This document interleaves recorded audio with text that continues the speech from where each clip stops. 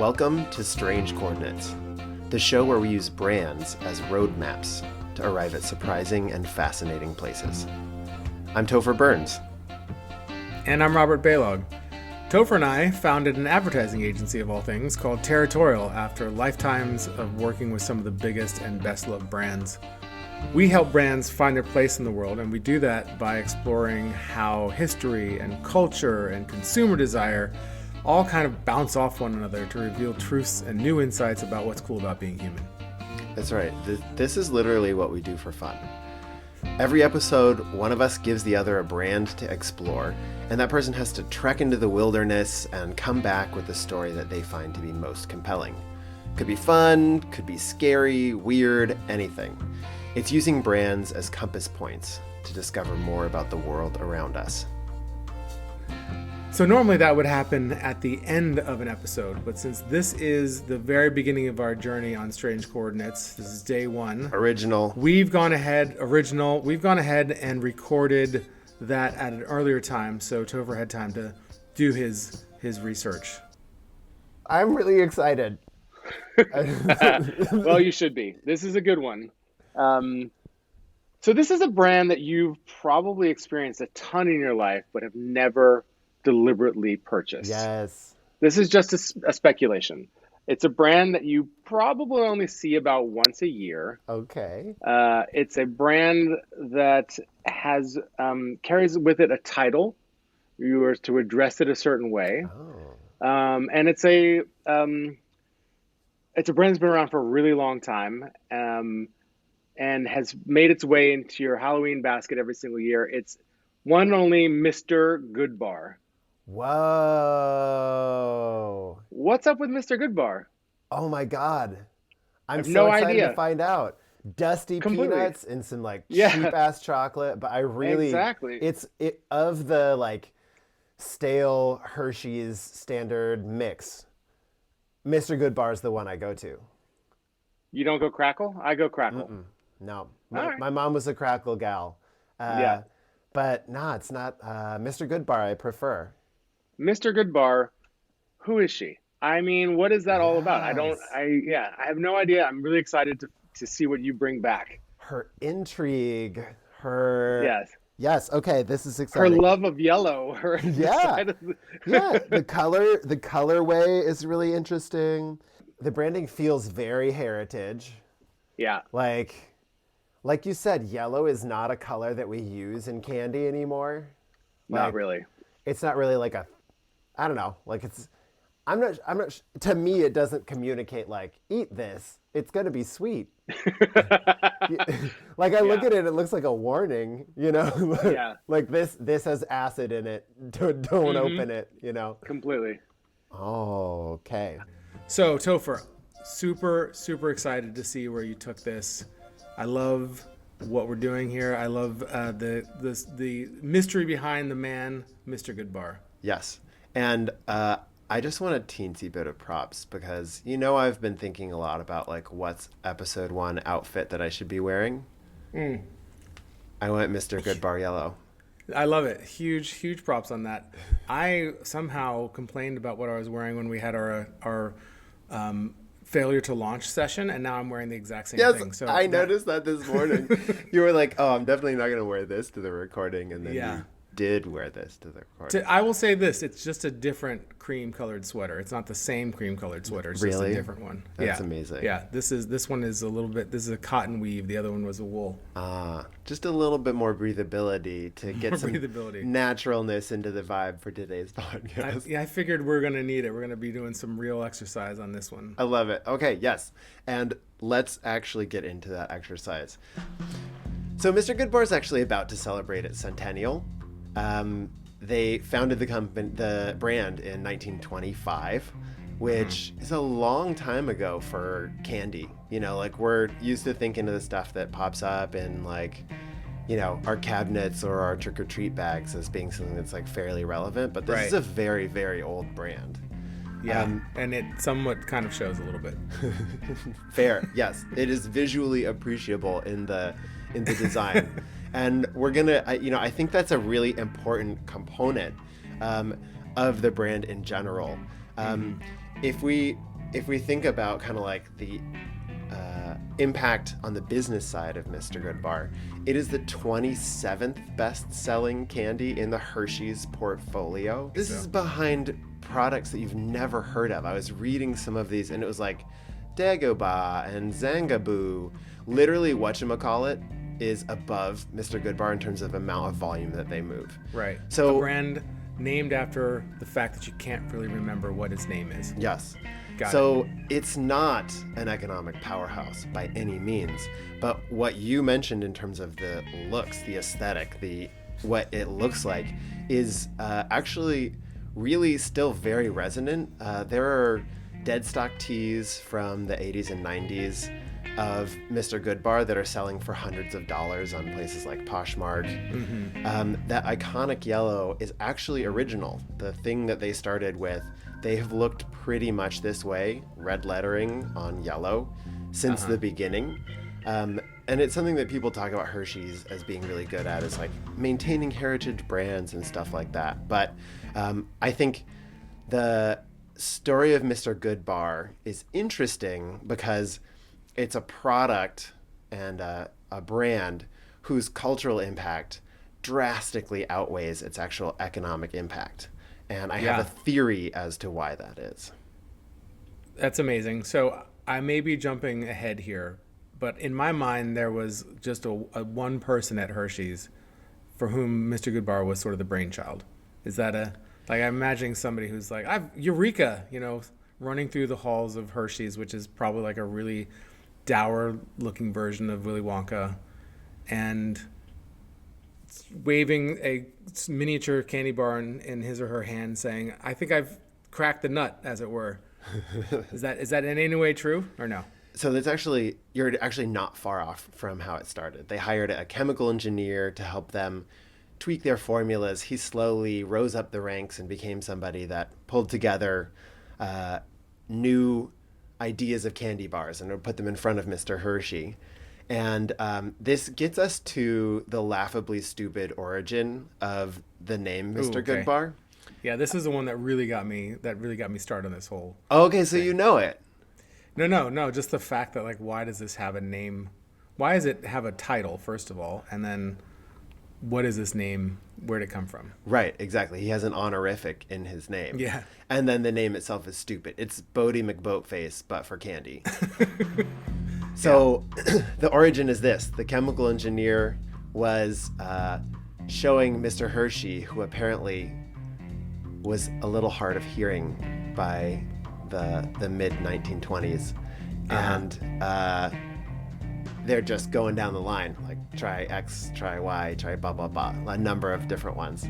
And as he's crunching on this confection of peanut and milk chocolate, the person who is showing him this goes, "Oh, that's a good bar." And he goes, "I like this. You say it's called Mr. Goodbar?" And Oh, come on. that's the beginning of the name. I'm here for it. I'm here for it. I'm celebrating it. I think that's fantastic, actually. Yeah. So it's basically like trying to explain candy to your grandma, and then somehow that becomes the name. Mr. Hershey, who spent, too many years in industrial settings of giant chocolate mixers, his poor hearing had suffered. And as a result of his suffering, his chocolate was birthed into the world. And then this beautiful accident happens as well. I think it's kind of poetic and brilliant, to be honest with you. Yes. Now, that takes us very quickly to the next area of Mr. Goodbar's origin that I think is fascinating. And in fact, Mr. Goodbar might not be a product today. And in Hershey's created a ton of products back then when they were creating things, and most of them have not stood the test of time.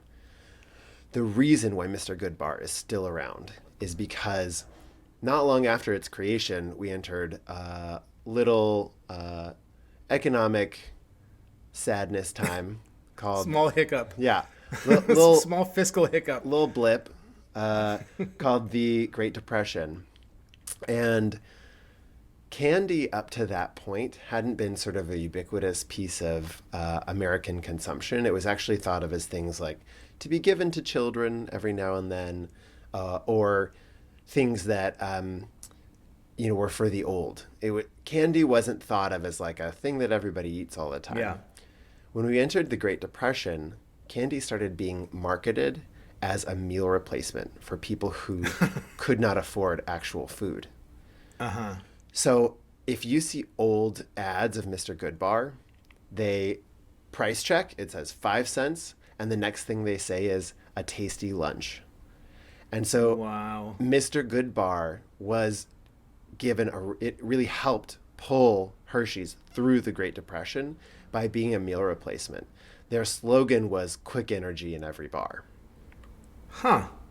I mean, so they were like the Cliff Bar of the Great Depression, basically. Yeah, but cheap. Yeah, super cheap. Not like $8 in an airport newsstand. And this, like, people weren't thinking like, oh yeah, it has protein and calcium. That wasn't in the public consciousness yet. It was just sort of like, it's got some nuts, it's got some dairy. They did. I think that the peanut thing was understandable at the consumer level as something that would be more substantive than just chocolate, Right. because the other candy bar that was exceptionally popular as a meal replacement during this time was Payday. And not only does it have a name that appeals to the beleaguered in the Great Depression, but it's also mostly peanuts. It's peanuts formed around a little tiny core of that like nougat and caramel. Yeah. And now's when Payday comes in and hijacks this whole episode, and all of a sudden we're like, we have split allegiances, and we're gonna form armies around Payday and Mr. No, Absolutely not. Cameo moment. Payday exits to the left. Thank you very much. They help prove your point, though, about peanuts. Love it.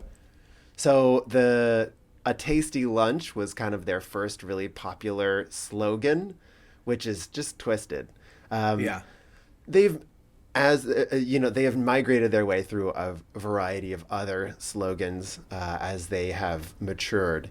That's a good bar.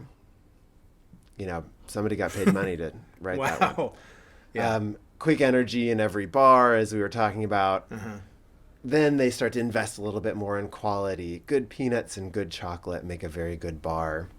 And that kind of takes us into the 80s and then into the 90s with a nuttier bar for nuttier times. So I can't recall ever having seen a Mr. Goodbar commercial or advertisement. I feel like I must have, right? Like, I didn't either. I definitely remember the whatchamacallit ad, right? Like, who's For sure. that for? What the Yeah. whatchamacallit? With that like Liechtenstein style animation and stuff like that. yeah. I didn't either, but there were ads. They were kind of like by the 80s and 90s, the ads were sort of trading on a lot of the nostalgia. And then by the time they got to Nuttier Bar for Nuttier Times, it was clear that they were trying to be like, well, we added more nuts, which they did do.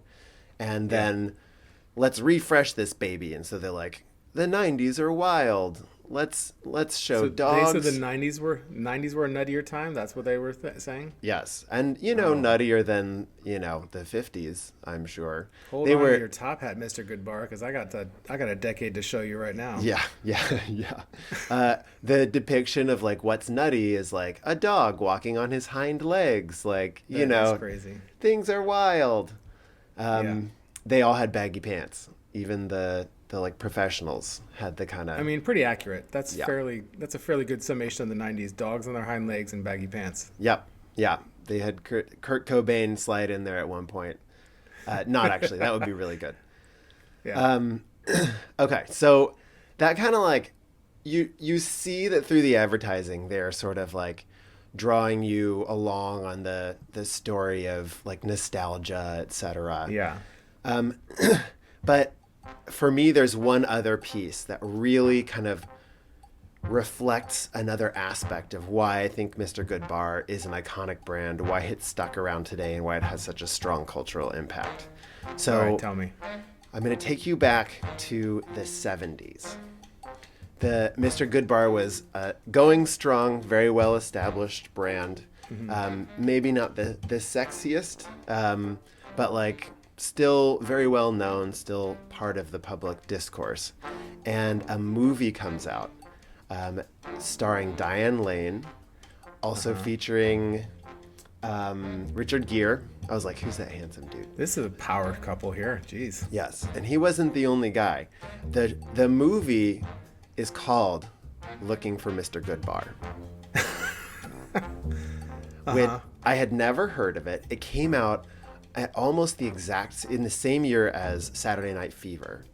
And it was actually, interestingly, a reaction to very similar things that were going on in culture that Saturday Night Fever was responding to. Yeah. So this is where the story starts to get a little dark. So, Ooh, okay. heads up. I mean, I assume that Mr. Goodbar had a dark period, right? Like this is like VH1's Behind the Music. Yes. Yeah. Mr. Goodbar in the 70s got really fucking dark. I mean, Quaaludes, barbiturates, the whole thing. Mr. Goodbar could not get out of it. He was saying yes to all the bad stuff. So the movie is actually based on a book of the same name. It was a New York Times bestseller, and that book was a reaction about a early, I think it was in a 1972 stabbing death of a woman who lived on the Upper West Side. Let me look up her name. Wow, that is sordid. Our first episode, we have murder already? This is incredible. Yes. You're really setting the bar too high. I mean, honestly, Topher. Okay. Her name was Roseanne Quinn. She was a 27-year-old New Yorker. She was a teacher and lived on the Upper West Side, which was not as nice as it is today back in the 70s. Once she was found dead, it really kicked up a cultural conversation about the forces that were happening in the world. This is a single young woman. She lives by herself. She's a teacher. She's well regarded. But as they dig into it and as details surface in the media, it becomes clear from reports of her neighbors and friends that she was a very sexually liberated young woman. And so she was sort of a lady in the streets, but when we got to the sheets, things were a very different situation. And her neighbors had something to say about that. And they eventually tracked down her killer. He was a hustler. He had his own sort of patron. And so he and she took up together that night at a bar. There were potentially like words shared. Maybe he was made to feel less than. Maybe she made some sort of comment about how he was like living with a dude or something. Yeah. Regardless, he ends up killing her. And then before he can stand trial, he hangs himself because he's being portrayed as like a gay hustler in the media. And so it becomes this huge conversation around. I was wondering when homophobia was going to rear its head. Yes. Yeah, of course. Yes, because we're talking disco, right? We're talking the reaction to the liberation and stuff like that. This is exactly it. So it becomes a huge conversation around like, who are women hanging out with? What are they allowed to do? And there's a really interesting article that compares the lessons and the take of Saturday Night Fever and Looking for Mr. Goodbar on what's happening in culture at that time. Looking for Mr. Goodbar, Diane Lane doesn't make it out of that movie. But in Saturday Night Fever... we have to do a spoiler alert here, Topher. All right. You have to kind of like spoiler alert that stuff. I mean, it's a story of a woman getting stabbed to death. I already told you she's dead. Sure. So, spoiler alert. She could have been the neighbor. I mean, you know what I'm saying? Like Diane Lane could have been anybody in that movie. Yeah, maybe. Yes, fair. She's got range. Is what I'm saying. What she did, she was very well regarded for her performance. But we don't know the movie Mr. Goodbar. We know, or the Looking for Mr. Goodbar. We know the movie Saturday Night Fever, and it's iconic. And you know, there's a reason why we like to look back on the 70s and be like, oh yeah, you know, it's like disco dudes looking handsome and dancing and everything's fine. Like, that's kind of cool. Yeah. Versus Looking for Mr. Goodbar is a very grim assessment of what comes of being sexually liberated. So, Topher, I have to ask, like, what is the role of Mr. Goodbar in this sordid tale? Exactly. That's the question, right? Because I'm tunneling around in this world about sexual liberation and the terrifying impacts that can have on a young woman alone. And there's no exact quote that I could find from the author about why she used this specific sort of brand and pulled it into this world that she's basing her story off of. As she wrote this story of kind of like a fictional account of what actually happened to a poor New York woman, she didn't describe exactly why she used the candy bar, but what we do know is that Mr. Goodbar was actually the name of the bar that this fictional character went to pick up her men at. So it was the neighborhood spot that she would swing through. And so there's a pun there in terms of just like, it's a good bar. Just the same as that pun happened way back in the origin of the bar itself with Mr. Hershey. So that's this little pun. But then on top of it, there's obviously a reference in the fictional world that she's creating where if she's saying looking for Mr. Goodbar, it's about going to pick up something cheap and easy, swinging by, a nightclub and scanning for easy satisfaction and something sweet.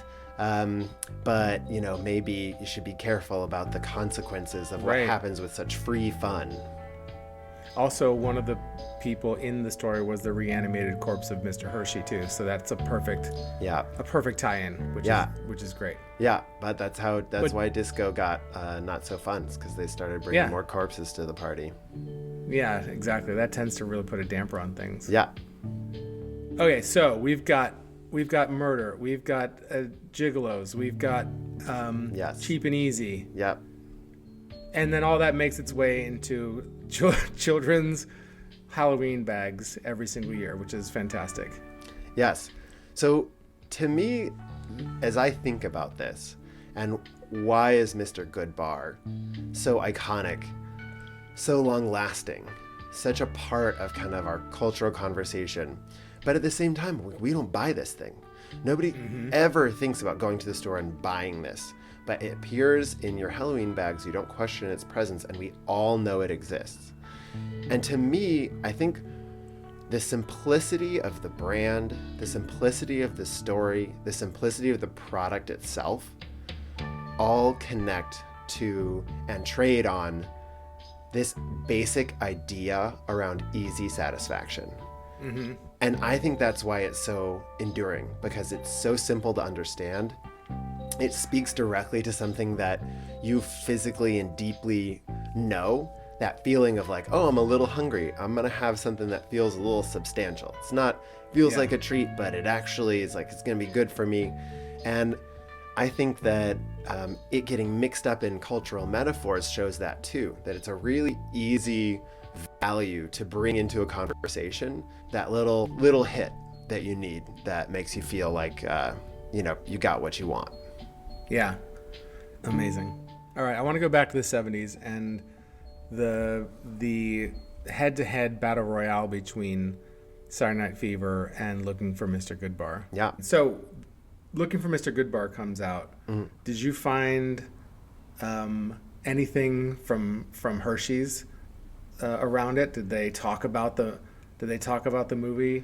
Because I don't think that could happen now without a brand having a point of view on whether they'd either try to jump on it or distance themselves from it. Right. So interestingly, it's a great question. I didn't see anything in terms of the brand trying to be relevant and involved in cultural conversations. And obviously, I don't know that they would want to have a point of view on the murder of an Upper West Side. But both of those movies actually did feature a type of marketing that we tend to think of as more modern, in that when they came out, they also very closely aligned themselves to the launch of songs that were pivotal in those movies. So in Saturday Night Fever, the Bee Gees songs are really, really crucial and play an important part in the movie, and they aligned the launch of the movie and the launch of the Bee Gees album. They tried to do the same thing with Mr. Goodbar, and they aligned, and this is grim, Don't Leave Me This Way, that disco hit, with the launch of Looking for Mr. Goodbar. But I think the connection is sort of bleak, because it's basically about leaving a woman dead in an apartment to be discovered Yeah. 2 days later. So that's not as great. And even if you're not thinking murder, you're maybe thinking like being used as a sexual toy and discarded. So it doesn't put a pleasant spin on what is otherwise kind of a fun disco song. But apparently they misaligned the timing so that the movie and the album didn't come out with enough synchronicity to like cause some good like market synergy. And so Saturday Night Fever was able to experience a bigger boost because of the like alignment of the like sort of co-marketing. Well, thanks, Mr. Goodbar, for making it all happen with a slight little bit of murder along the way and a tasty dollop of nuts in there. Satisfaction dearly paid for. Indeed. Well, that's crazy. When I gave you Mr. Goodbar, I really didn't think we'd be talking about barbiturates, the 1970s, homophobia, murder, gigoloism. So definitely took us on quite a journey there. So next time it's going to be my turn to take us off to somewhere into the unknown. So Topher, what brand are you picking to send me off with? I'm really excited about this. So it's the time of, winter doldrums. People are feeling slow and sort of beat down, especially in New York. A New York winter is just, it's beautiful in December, and by the time you get into February, you are slogging. It's gross. You hate your boots. You just are you just so rubbing your tired of- West Coast transplant? No. Stature in my face right now? Is that what's happening? We got rain out here too, so believe me, we feel the sads. I mean, first you screw up Upper East Side with Upper West Side, so we lost half our audience there immediately, and now we're dumping on New York winters. Yeah. Well, sorry, folks. But this brand isn't going to attract any more of those people either. But I still think it's worth looking into. If we're thinking about the antidote for the winter sads, I want you to look into Carnival Cruises. Oh, Carnival Cruises. There's so much cruise in my life right now. Yeah. Which I should probably clarify, given that we're just talking about the 70s. I mean, don't clarify. Let people just ask questions and wonder. Carnival Cruise Lines. Oh, my Lord. All right. I will set off to sea and come back with a treasure, as it were. Yes. Bounty. Booty. I'll come back with some booty. I'm going to go cruising for some booty. Yes. This is going to be amazing. So for that, join us next time. You've been listening to Strange Coordinates, the show where we use brands as roadmaps to arrive at surprising and fascinating places. Your hosts are Topher Burns and me, Robert Baylog. So to learn more about our agency Territorial, go to our website at weareterritorial.com, join our mailing list, and follow us on LinkedIn. Thank you so much, everybody. This has been fun. Can't wait to see you guys again soon. Thank you. Bye. Cool. Yeah. Dude, I was not expecting the depth of that story. Good, right? Yeah. I always in my mind, I feel like I've created a scenario in which Mr. Goodbar is actually the Tinder name or the Grindr name of the Monopoly Man. 100%. You know what I mean? Totally. The Monopoly Man and Mr. Goodbar are the same person. Yes. Yeah. And when he's cruising young boys down the shore, Yeah. he just calls himself Mr. Goodbar. 100%. Exactly. Yes. Okay, cool. Yeah, that's what... so we won't be working with the fine folks at Hershey anytime soon based on this conversation. We love you, Mr. Goodbar. You're fantastic. Thank you so much. You're delicious. Love your color. Oh my God. All right. I gotta go to the bathroom before this call. Okay, cool. I will see you